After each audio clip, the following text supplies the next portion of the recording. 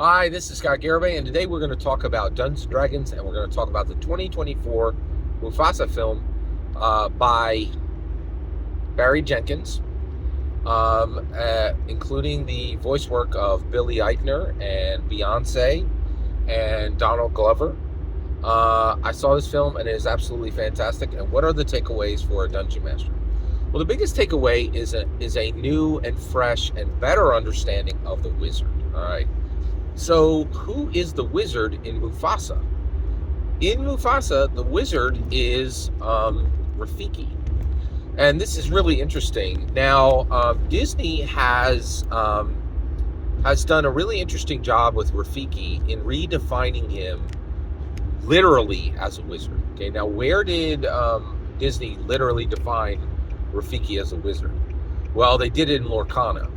In Lorcana, they actually show that he has magical abilities, that he actually spans different planes, and that his staff is a magic staff, exactly like Gandalf's. Right?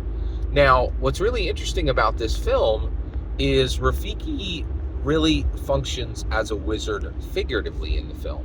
So one of the things he does is he thinks differently.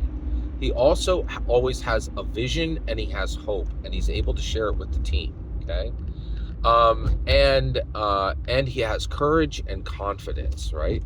The reality is, and then also, he does have magical powers, and his magical powers in the film are dreams, and the dreams allow him to lead them to where they want to be, right?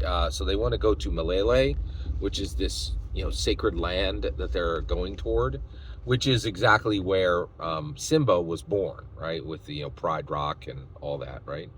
And so it's really fascinating, just how they actually show Rafiki as a wizard in the film. Now, one of the things I thought was Dungeons and Dragons right now, it's done a great job. It's had 50 years. Wizards of the Coast has done an absolutely phenomenal job of creating a powerful, useful narrative for Dungeons and Dragons, right?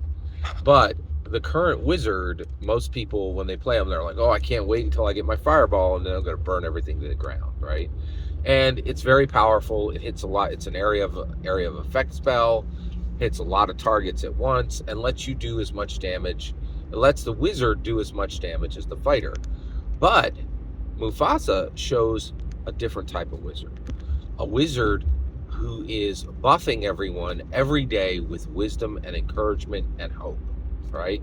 And then also, when the battles happen, giving advice on where to be positioned, and really not doing much damage, if any damage at all.